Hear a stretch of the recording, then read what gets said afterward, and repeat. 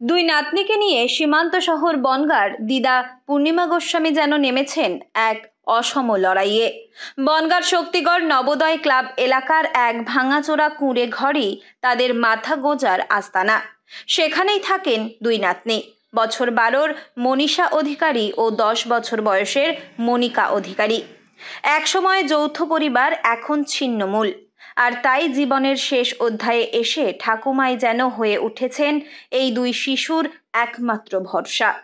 বাবা মার দায়িত্ব পালনে দিদার এমন ভূমিকা দেখলে আপনাদেরও চোখে জল আসবে। আমার কেউ নেই, আমার দুটো ছেলে, একটা ছেলে পাগল আর একটা ছেলে বিয়ে থাবা করে সরে গেছে। আমার মেয়ের ঘরে মেয়ে চলে গেছে, জামাইও চলে গেছে।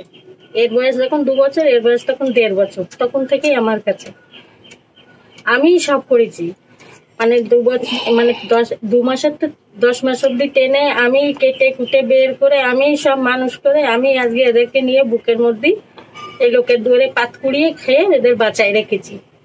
আর যেদিনকে খুব শরীর খারাপ হয় সেদিন নাতিরা দুটো ব্যাগ নিয়ে এর বাড়ি ওর বাড়ি চাল ডাল চেয়ে নিয়ে এসে দুটো রান্না করে ওরা খেত। এইভাবে আমাদের সংসার চলতো। জানা গিয়েছে পূর্ণিমা দেবীর 2 ছেলে ও 1 মেয়ে। 1 মেয়ে মানসিক ভারসাম্যহীন, আর অপর ছেলে বিয়ে করে অন্যত্র আলাদা থাকেন। মেয়ের বিয়ে হয়েছিল, কিন্তু 2টি কন্যা সন্তান হওয়ার পর মেয়ে ও জামাই তাদের দায়িত্ব নিতে অস্বীকার করেন আর ঠাকুমার কাছে রেখেই চলে যান। সেই সময় মনীষার বয়স 1.5 বছর আর মনিকার মাত্র 2 মাস। তখন থেকেই তাদের দায়িত্ব কাঁধে তুলে নেন দিদা পূর্ণিমা দেবী। অভাবের সংসার, আশপাশের কয়েকটি বাড়িতে পরিচারিকার কাজ করে কোনো রকমে চলে দিন। মাস গেলে যে সামান্য টাকা হাতে আসে তারও একটা বড় অংশ চলে যায় ঘর ভাড়া দিতেই। বাকি টাকায় সারতে হয় খাওয়া, পড়াশোনা সবই। 2 নাতনি স্থানীয় বিদ্যালয়ে পড়ে, মনীষা 6-এ ও মনিকা 4-এ। কোন ক্লাসে পড়ো? 6। স্কুলে তোমার সাথে যারা পড়ে তাদের থেকে সাহায্য তারা কিছু করে তোমাকে বই খাতা দিয়ে? স্কুলে তো বড় হয়ে কি হতে চাও তুমি? বড় হয়ে আমি ওই পার্লারের কাজ করি। কোন ক্লাসে পড়ো? 4। স্কুল থেকে মিড ডে মিল খেয়েই থাকো? সকালবেলা অনেক দিন খালি পেটে স্কুলে যেতে হয় তাদের। দুপুরে মিড ডে মিলই তখন একমাত্র পেট ভরানোর খাবার। এই করুণ পরিস্থিতিতেও নাতনিদের কাজ ছাড়া করতে রাজি নন দিদা পূর্ণিমা দেবী।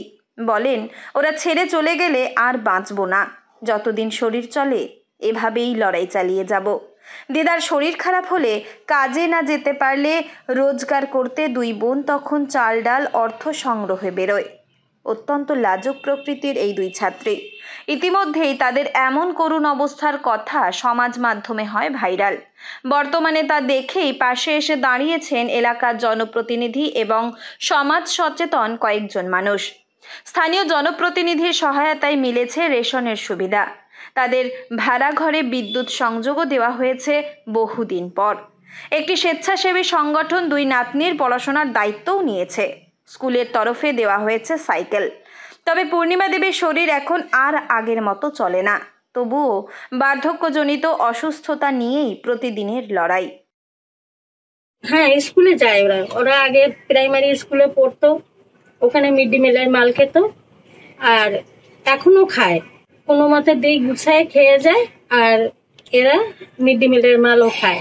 স্কুল থেকেও অনেকেই এখন সাহায্য করে। ওই সাইকেলটা ওই একা হেঁটে যায় বলে ম্যাডামরা সাইকেলও পর্যন্ত দিচ্ছে। ঘর ভাড়া টাকা দিয়ে 1000 টাকা হাতে থাকে, সেই 1000 টাকা দিয়ে কোনো মতে আমরা নাড়াচাড়া করি। সরকার থেকে সাহায্য আমরা কিছুই পাইনি। করার মধ্যে কাউন্সিলর আছেন বন্ধনা দাস, সে আমাকে একটা অন্তর্দায় কাট করে দিয়েছে, এদিন ওই রেশনের চালটা পাবো। অসহায় এই পরিবারে মেলে না সরকারি তেমন কোনো সাহায্য। পূর্ণিমা দেবীর আবেদন, যদি কেউ একটু সেভাবে পাশে এসে দাঁড়ায় তাহলে নাতনিদের একটু ভালোভাবে মানুষ করতে পারতেন তিনি।